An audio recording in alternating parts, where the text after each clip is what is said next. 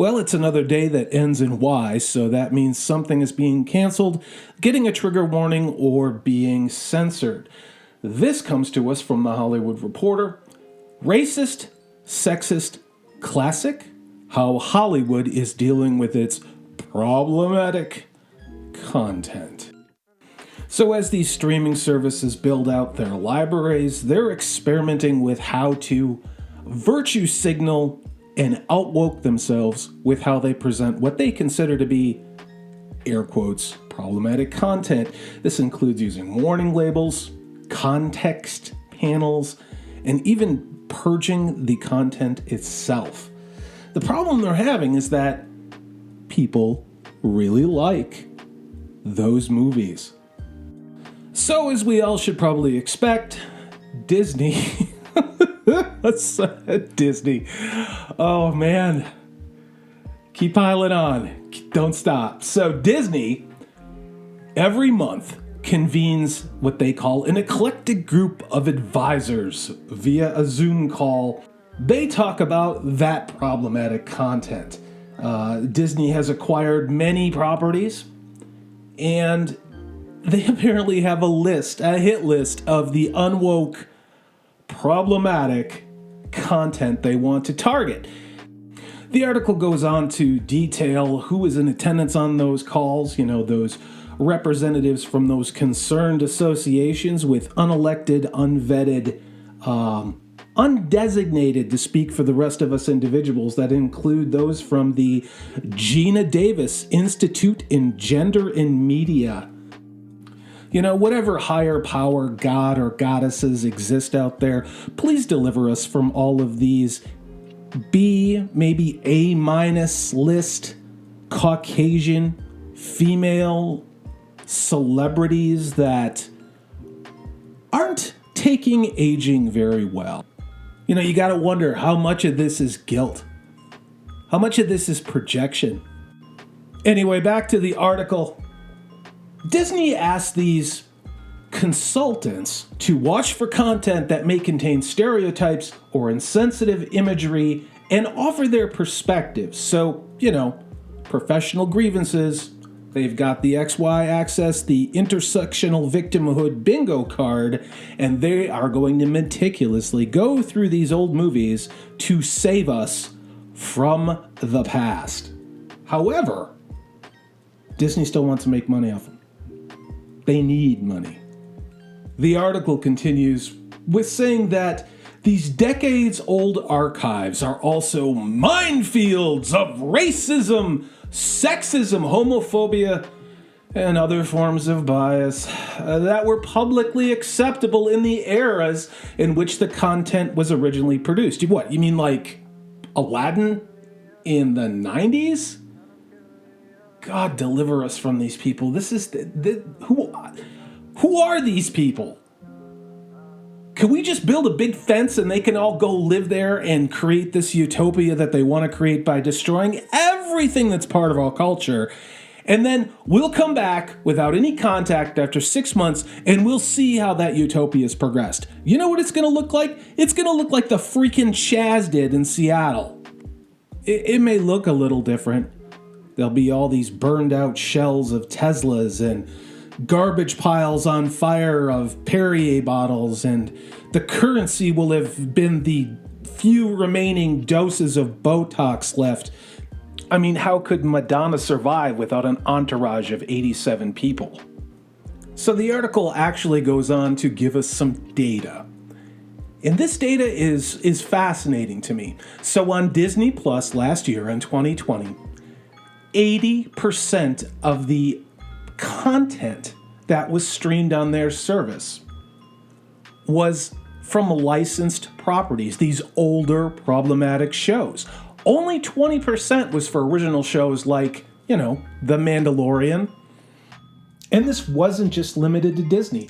On HBO Plus, over 90% of the customer demand was for licensed older products, the problematic older content. Only 10% was for HBO original production. One thing about the kind of personality archetype that you find in Hollywood is they don't take rejection very well. So we're rejecting that substandard re-education intersectionalist programming so that we can watch, good stuff. I really think a lot of those warnings, they're great virtue signal things. They can do a little screen cap, put it on social media, tell all their Twitter buddies, look at how woke I am. But really it's to remind us that we're just a bunch of unwoke, unwashed, uneducated, uninformed little people. So that we can be reminded by these Hollywood elites, by these special interest groups, that we are really terrible human beings for that. And yet, as the article says, all those problematic shows, they're really valuable content. That's why people stay with streaming services. They may come over because of The Mandalorian. I'm not entirely sure why. It was okay. It was all right. Except for that Luke Skywalker moment, which I gotta tell you, true man tears. But I don't see that going on in the future. No, that's right, you toxic man babies. Not on Ms. Kennedy's watch. The article goes on talking about how studios are not deterred by those of us who think these warning labels are absolutely insane, unnecessary, and narcissistic. I don't know about you, but I'm exhausted by all of this narcissistic, unironic hypocrisy. Hollywood, stop trying to use everything as a platform to push your agenda. Just make us entertainment. We have money. You really like money over there. Maybe knock this off. What do you say?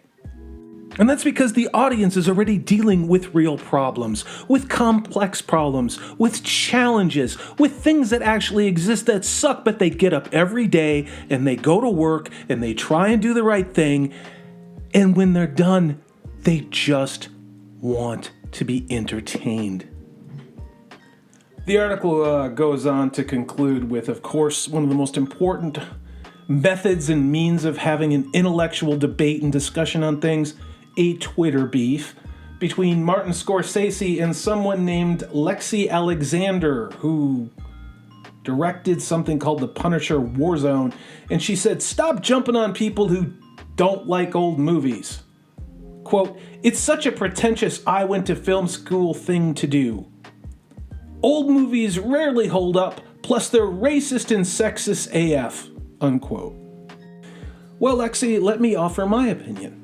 You know what movies don't hold up? Current ones. Anything made since, say, 2015? Let's run down the list. Ghostbusters, Star Wars The Last Jedi, Star Wars The Return of Palpatine, Birds of Prey, Charlie's Angels, Alice Through the Looking Glass, Allied, The BFG, Black Hat, Blade Runner 2049, The Call of the Wild, Cats, Dark Phoenix, Deepwater Horizon, The Fantastic Four, The Finest Hours, Gemini Man, Geostorm, The Gods of Egypt, The Good Dinosaur, The Great Wall, The Huntsman, Winter's War, Jupiter Ascending, The Justice League, King Arthur, Legend of the Sword, Live by Night, The Missing Link, Monster Trucks, Mortal Engines, The Mummy, Pixels, The Power Rangers, The Promise, Robin Hood, The Seventh Son, Solo, A Star Wars Story, Supernova, Teenage Mutant Ninja Turtles Out of the Shadows, Tenet, Terminator Dark Fate, Tomorrowland, Transformers The Last Night, Valerian and the City of 1,000 Planets, A Wrinkle in Time. So I tell you what, Lexi, why don't you educate yourself on what makes a classic movie, a lasting movie, an entertaining movie, because you and your peers don't seem to have a freaking clue. You know what movies really need a warning label? Are the ones that you look at on the marquee before you paid it for your admission. They need a warning label to indicate what it is intersectionally, wokely, that they focus on so that we can make a decision to spend our money elsewhere. So yeah, thanks Hollywood Reporter for that article. So surprising to have yet another day with another cancellation, another demonization, another deconstruction, another wokeification of whatever it is that we actually like. I'm Corey B, and this is Salty Salish Sea.